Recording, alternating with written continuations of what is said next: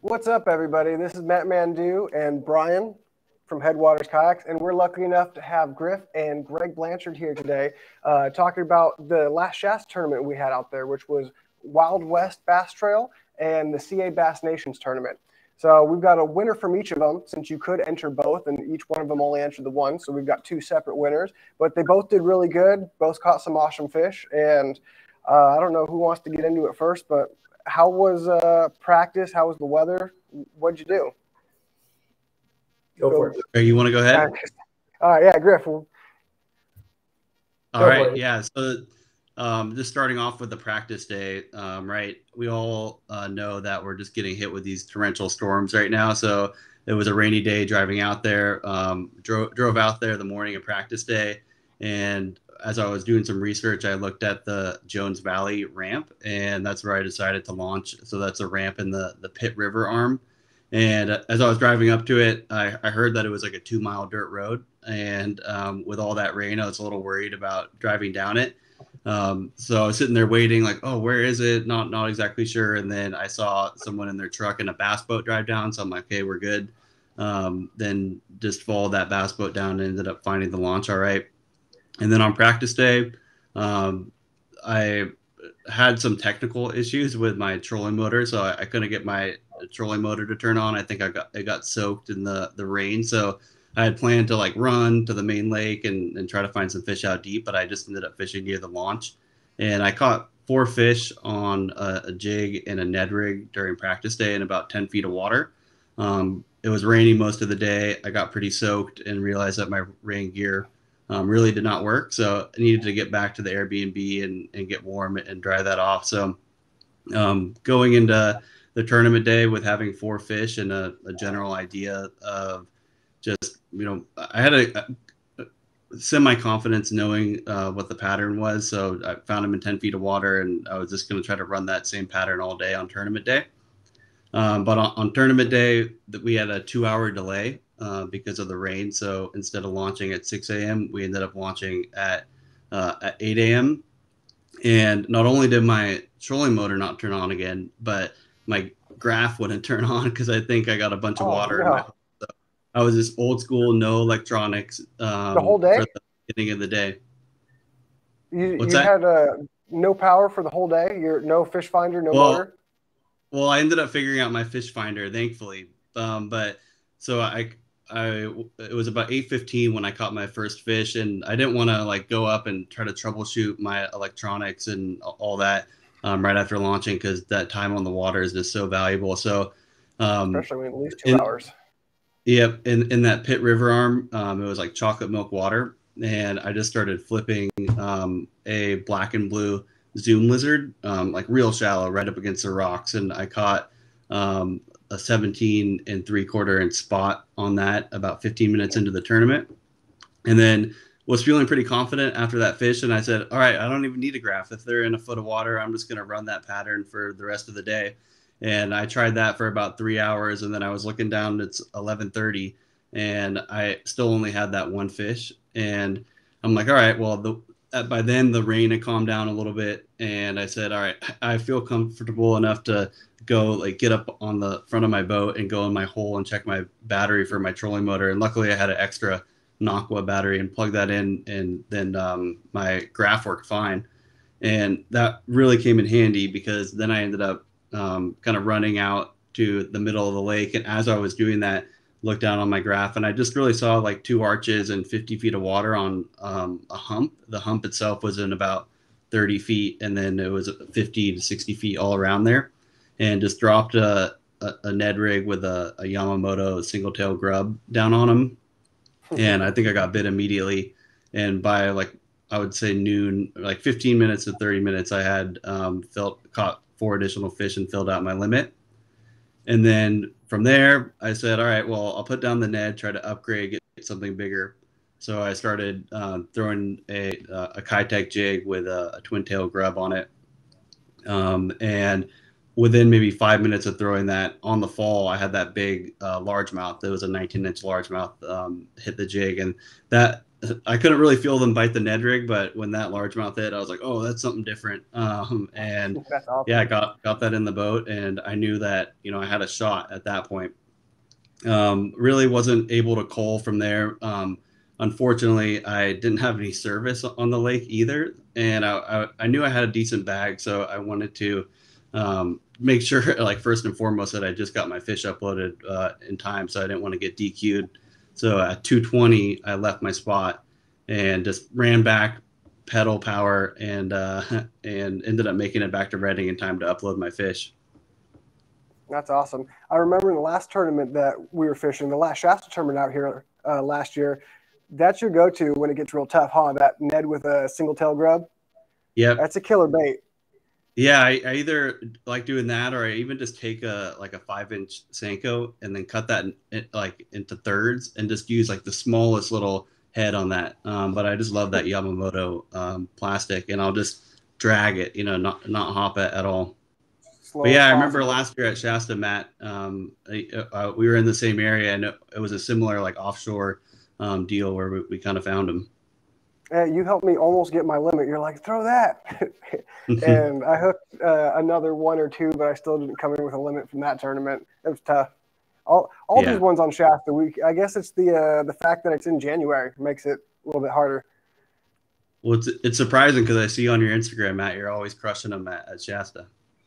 Yeah, sometimes, some days. But so Greg, you were in Jones as well then, right? Yeah, I was.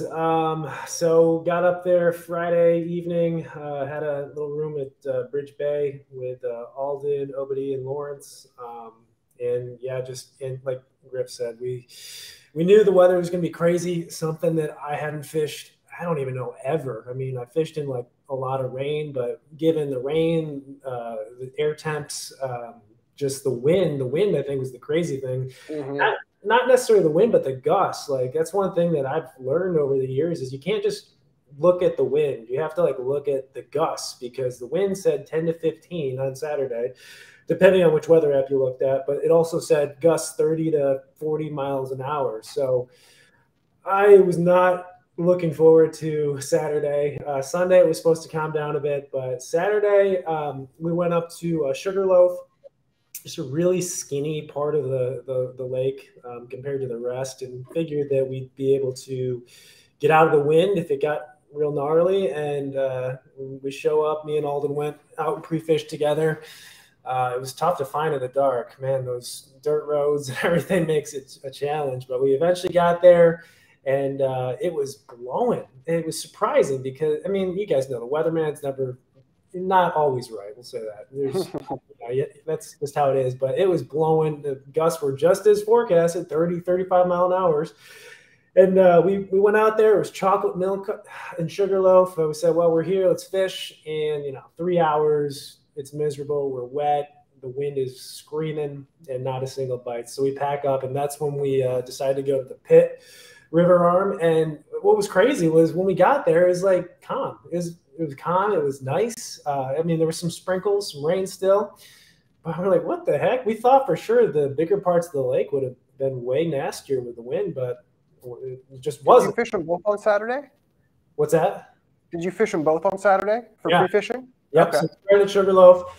About 11 o'clock, we packed up, went to the pit, and then launched out there. Immediately, it just looked better. I mean, once you got out of that little the pocket where the launch is, where it's real chocolate milky, dirty water, the main lake had it wasn't chocolate milk. It was 2-3 foot, just a nice tinge to it. It looked nice.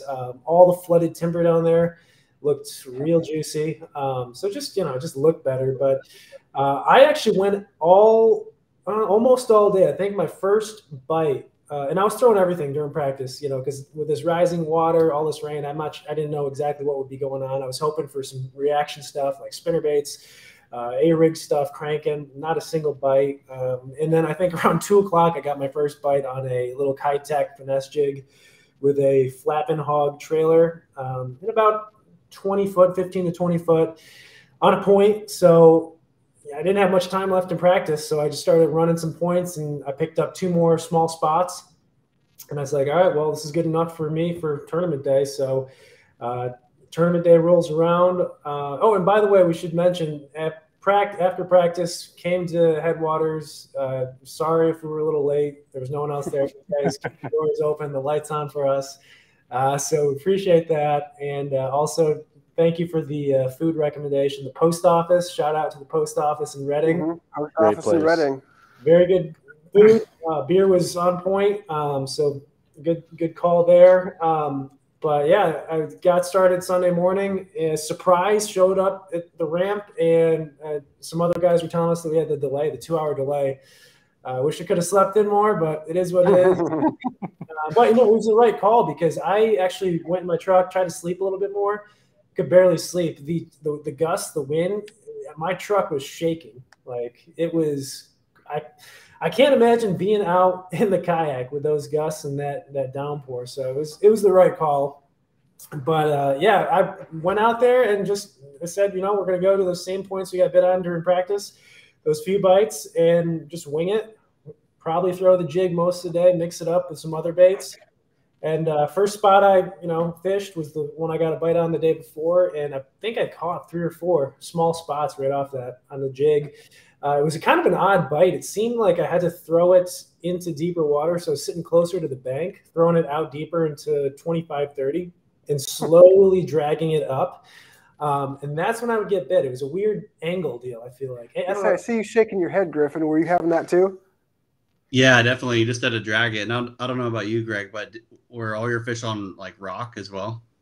Yes, all on rock. And the other interesting thing too is, and I'll talk about this more, but with all that flooded timber, all those trees, it seemed like the 2 key areas for me were areas that didn't have a lot of trees, maybe 1 or 2 trees. Yeah. And it's tough because 100%. The area that I found too, like it was the farthest away from any trees. Yeah, and the trees look so good too. You'd think it's just like bass heaven in there, but no, that first spot had a couple trees on the point, and got those fish dragging. A lot of them were actually on the dead stick. I think the less action, the less movement, the better. Again, that little Kayak jig, I just like that. It's got the tungsten head. You can feel a lot of that bottom.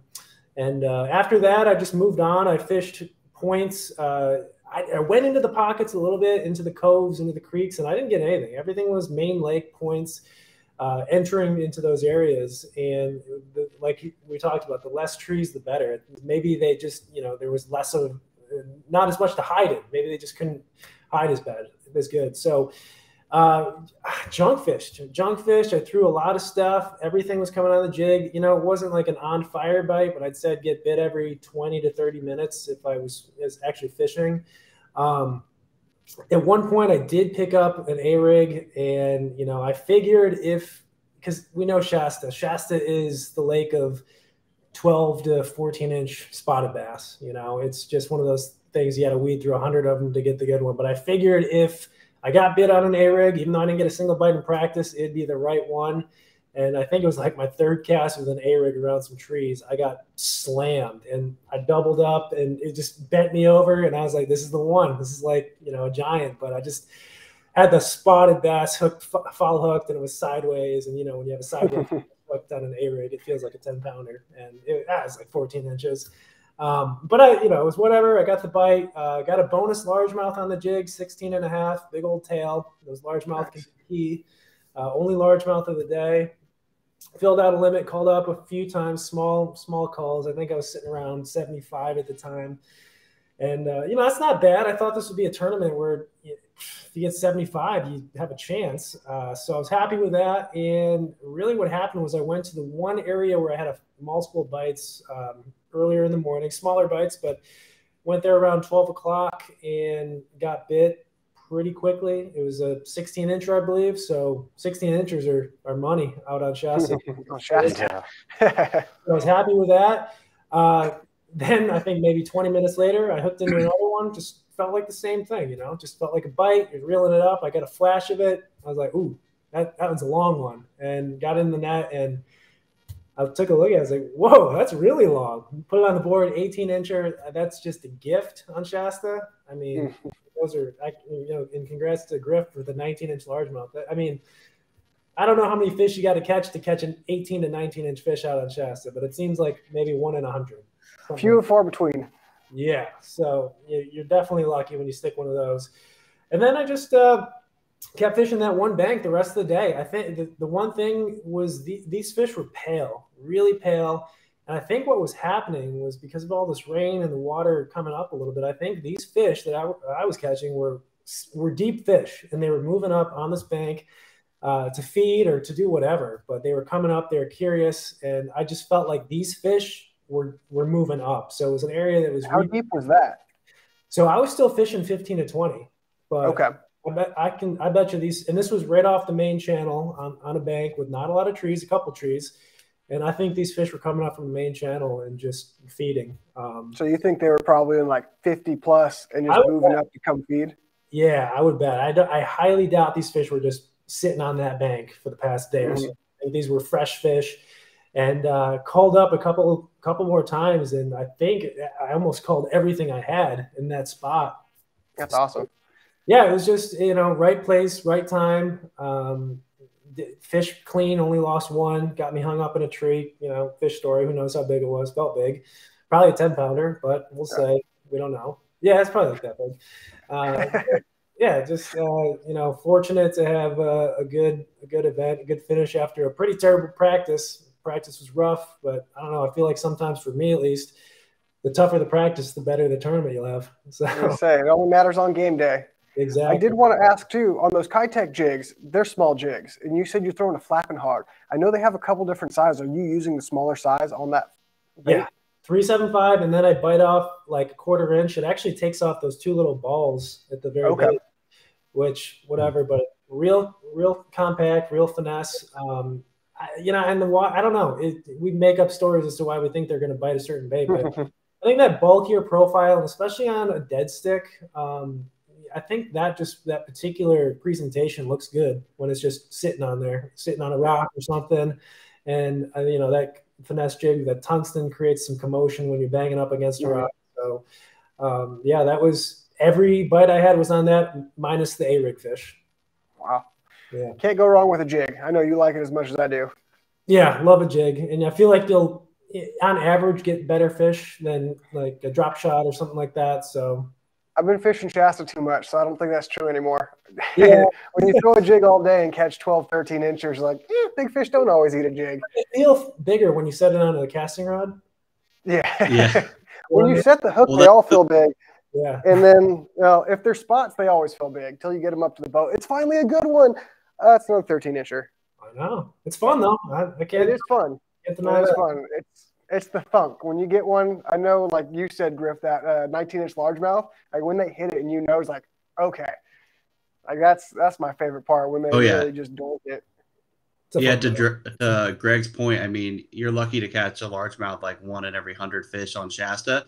And that thing, I felt the bite, and then it came to the top, and like spots don't usually come to the top and try to jump. And I mean, I made a long cast, and I think it was at least in 50 feet of water. So it came to the top, and then I was skiing it on top of the water, which was a little weird, but luckily it had a good, I hooked it right in the top of the mouth, and it was a solid one.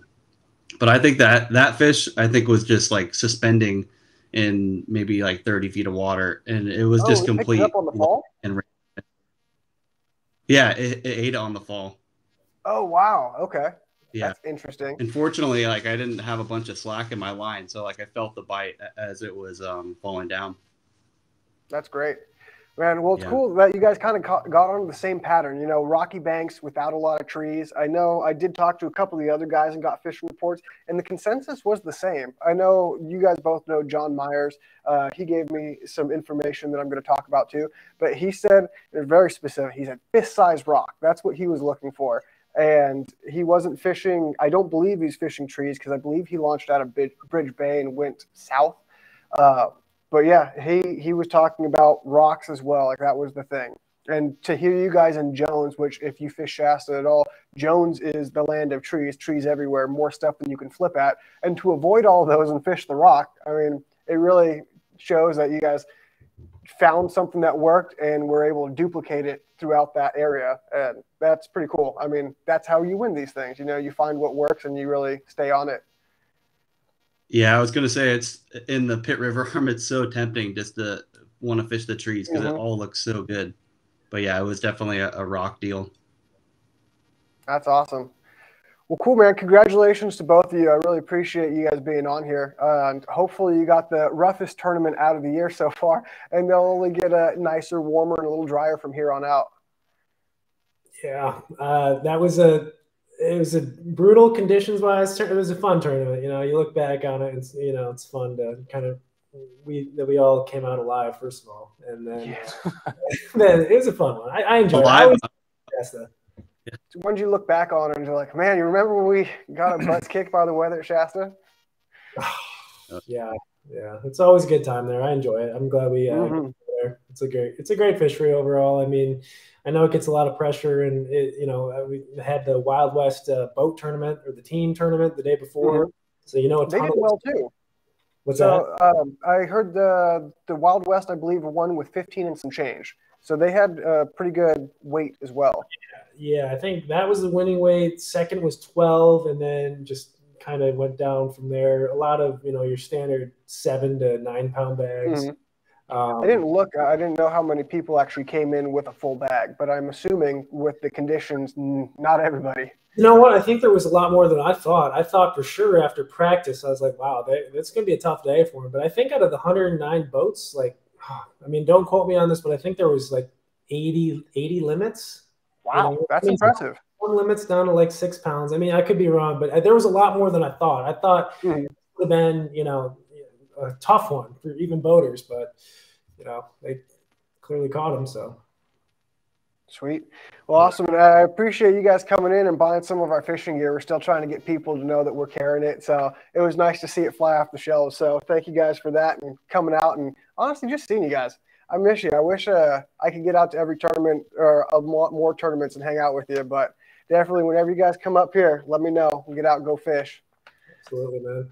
Yeah, definitely. I was going to say, your tackle is like so well curated. It really came in handy because I bought like the Ned heads. I was like, I think I need a little heavier Ned, and I bought like a bunch of them there, and I used them on tournament day the next day. So, I mean, props to you guys because you helped me out.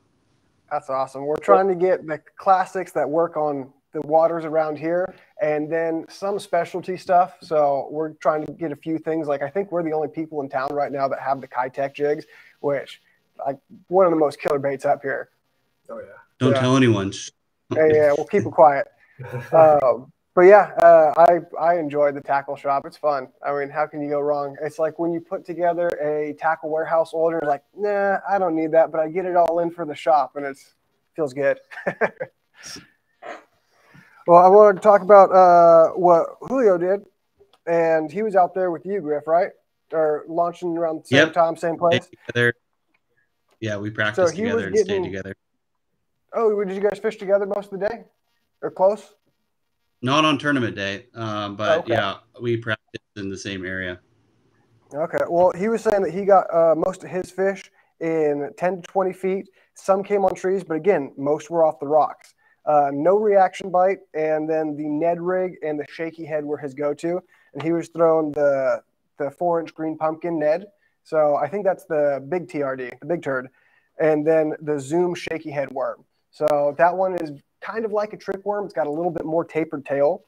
And then if you want to check him out too, it's J. De La Rosa Jr. if you want to check him out on Instagram. And I know I'd like to get some people sent your ways. I actually don't know what yours is off the top of my head, Greg. Instagram, Greg Blanchard 17. Okay. And then I know Griff, yours is just Griff Garrabrant. So that's nice and easy. And then so John Myers, like I was saying, was out there, and I believe he finished in third. So he said, like, he's specific. He's been doing it for a long time. He knows what he's looking for, but he said fist-size rock on offshore humps and points that extended way off the bank. So I know he was fishing a little bit deeper. And he wanted to get really that kind of grab in your lure when you're pulling it through the smaller rocks where it's coming through every time, but you feel that resistance. He said that was the key to his getting bite. If he felt that, he was confident he was going to get bit. He was fishing in 20 to 30 feet and then 50. So he had him in a range as well. but it was a slow and dead sticking like you guys were talking about. It was really, really about dragging. He was doing a 1/4 ounce tube and a Carolina rig with a good old baby brush hog, dark green pumpkin. Can't go wrong with a baby brush hog. And then that is it for Shasta. And I know one of our other fishing team's guys, James Robertson, he got out on Bullard's Bar. So I want to talk about that a little bit too. Caught a few fish in the 3 to 5 foot range on a jerkbait. He said the water clarity was about 3 foot and it was 49 degrees. So it's a little bit cold water, but he still did really well dragging a Ned rig and dragging a Carolina rig. So if that shows you anything, all these places, this cold water, kind of dingy or stained water now. It's about fishing it really, really slow and just having some patience. And apparently, look for rock. Definitely.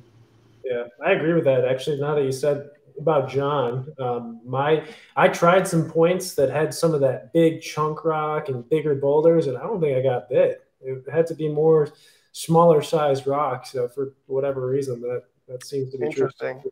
I wonder if it's because those flatter banks, if they're swimming blind like they're doing in the darker water, they don't have to worry about getting around obstacles. Maybe it's just I'm to the bottom and I can travel uninterfered. And I do see a question somebody gave for you, Greg. It said, do you wish you had the 12-foot kayak in Saturday's conditions? I assume they mean the 12 native, the Titan. Yeah. No. Oh, because what were you running yesterday? 10.5. What were you running in the tournament? Titan 10.5. Titan? Mm-hmm. Okay.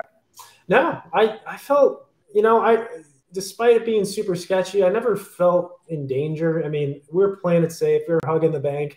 There's, the biggest thing was those rogue gust winds. Like, you just feel like you're getting punched. Like, they just come out of nowhere. They hit you in the face. Yeah. So weird. If the wind was any worse, like if it was, getting a little chop, a little white cap deal with those gusts, there's no way I'd be out there because that's like the recipe to flip. Like your best chance, wind and gusts, you're gonna flip. But no, I thought the 10.5 was fine. I felt fine the whole time. Never sketched out too bad. Yeah, very stable boats, those Titans.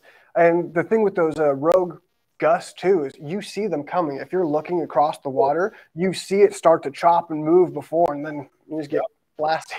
Yeah. It's a strange feeling. I've been out on the lake with that happening on a day they say, oh yeah, 10-mile-an-hour winds, and that kicks up. It's a little odd, especially if you're not expecting it and you kind of like, is this going to be what the rest of the day is going to be like? But definitely, I'm glad you pointed out the safety. If the conditions are bad, that's why they had a 2-hour delay. It's not worth going out there and running into trouble. So get out there and have fun. You could put yourself in some bad conditions, but be smart. Definitely. Mm-hmm. You've been quiet this whole time. Would you like to talk? Yeah, no, I'm rolling up to Bridge Bay in the morning. I called Tim right off the bat, and I was like, "Hey, man, it's looking a little rough." I actually almost didn't make it because they closed the highway off right there at Fondale, so I got stopped right off the bat at like 4:45 in the morning, and made a few phone calls, and we finally made the decision to push it back 2 hours, and I think it was a good call. I mean, the rain, it really kind of started to taper off, 9, 10 o'clock for you guys? So you did get a few hours of some dry fishing, I think, at least. So yeah, I think at one point the sun even came out. I was like, wow, I haven't seen the sun in like a month. That's what it feels like, yeah. Well, that was nice. So, I don't know if I was soaking wet. Just my rain gear is not up to par, so I need to invest in some new. I don't like. I can get you some contact or NRS stuff. Yeah, but with that amount of rain, when it is like a straight up downpour, like just I don't care what we were talking about this earlier. Actually, it's like doesn't matter what rain gear you have, unless you're maybe in a dry suit, you're just gonna be wet. It doesn't matter. Everything just gets wet somehow. It was a fun drive home and soaking wet clothes. But, yeah, hopefully you had some dry clothes in the car. But that's the mental battle of fishing when it's like that or 110 degrees. Yeah, I'm not even sure which I'd prefer. It's like tough to say. That's hard to say. 110 I was degrees. actually thankful. Water. I was going to say I was thankful that my trolling motor was dead because I was shivering at one point, and I'm like, well, at least I can just like kick around and get warm. So I was staying on that 360 drive and just working it to stay warm. That's awesome. Well, I know we only had one question. I see there's still like 30 people watching. If anybody's got any questions, somebody said the Sims Pro Dry 100% dry all day. That was from Abel. So apparently that's what you should invest in. Nice. Good to know. Yeah, that's awesome. Congratulations. I think we're wrapping it up unless somebody jumps in with something else at the end of this as far as questions go. But I really appreciate you guys being on here and talking about how you did so well in this tournament, and good luck on your next ones. And there's going to be a lot of fun ones. Did graphs help? I'd say they did for sure. I know you, Griff, were talking about stumbling over a hump. You're like, oh, there's fish there. Yep, exactly. Just finding that hump. And I just stumbled over it by chance. And then I had marked 2 fish on it. And then I switched over to my topo map, and I was like, oh, okay, so this is a hump, and it's just kind of coming up right in the middle of the lake. And then once I kind of discovered like the topography around it, then I backed off it a little bit and like dragged up the hump. So 100% the electronic handy. Did you guys use side imaging or down imaging at all throughout the day? I did. I would say that was really the main purpose of my graph, was identifying the depth as to which I was fishing, and then side imaging to, again, the smaller rock, going back to, what John said, smaller rock seemed to be key. I don't know if I can't say that I knew that at the time, but I was definitely looking on my side imaging to identify rock. If it was just, desert or sand or clay or whatever, I wouldn't even bother. So, you see the bank, it looks like there's rock extending all the way down, and sometimes there is, but sometimes there's not. So you could be wasting your time if you don't have side imaging and you can't really identify the bottom. That's a really good point, because if you're looking at the bank, you're like, oh, it's got to go all the way down like that, and it's not the case all the time. Yeah. So, yeah, definitely utilize your electronics if you've got them. Proves that live sonar isn't needed. Yeah, you guys did beat out a lot of guys with live imaging. There's something to be said. I didn't even really graph any fish. I mean, I graphed fish. I think a lot of my fish were on the bottom, tight to the bottom, coming up, just cruising up the bank and eating. So, yeah, I mean, it could have played a factor, but. I wonder too if since the water was rising and you guys both talked about fishing uphill a little bit, I wonder if maybe if there was crawdad or bait, they don't want to be in that deep of water either, where they were sitting in like 30, 40, 50 maybe. Now they're sitting in 60, 70, 80. Maybe they're migrating up too, and maybe that's what the bass are following or migrating up with them. But that's going to be where the bait is if it's all moving up. Yeah. No, I agree with that. I'm not sure exactly why they're moving up. I want to say it was because of the rain. The reason. Yeah, I mean, we're just making it, just guessing, but I do think that because of the rain, fish were moving up. Colton asked, how many rods did you bring with you, and how many did you actually use? I brought 8 all weekend. I brought a crankbait, a little top spin, drop shot, A-rig, a deep diving crankbait, jig, and I think I had a spoon, and it wasn't top water. No? Maybe a small spoon. I don't know. I didn't bring much because I already kind of knew what I wanted to do there. And if it was going to work, it was going to work. If it wasn't, then whatever. Yeah, and I brought 7 rods. So I brought a crankbait, jerkbait, A-rig, T-rig, Ned rig, and jig. And then I made a point on practice day that I always try to just use every one. At least I feel a little bad when I don't throw one at all. So I at least gave 1 cast to each of them. And then on tournament day, I mean, I really only used the jig and Ned rig. I did try throwing the A-rig around, but so probably really only 3 rods on tournament day. Awesome. That's pretty reasonable compared to a lot of guys that I see out there. There's a lot of guys out there that got double-digit rods. Well, I'll say this. I think that would have been a good idea because there's no worse thing to do than change a bait and retie a line in cold, rainy weather with wind. So if anything, that's all those rods have every single bait you might need, and then you don't have to like cut one off and tie something else on. I'd avoid that if I could. Yeah, that's true. When you can't even tie knots because your fingers hurt. And just the wind, and your hands are frozen. It's tough. Mm-hmm. Good times. Well, I think that's going to be it. Unless you got anything else, congratulations. Good night. Thanks for joining us, and hopefully we see you guys up here soon. If you make any trips up, give us a call. Absolutely. Thanks, guys. Thanks for having us. All right. Until next time, stay fishy, my friends. Thanks, guys.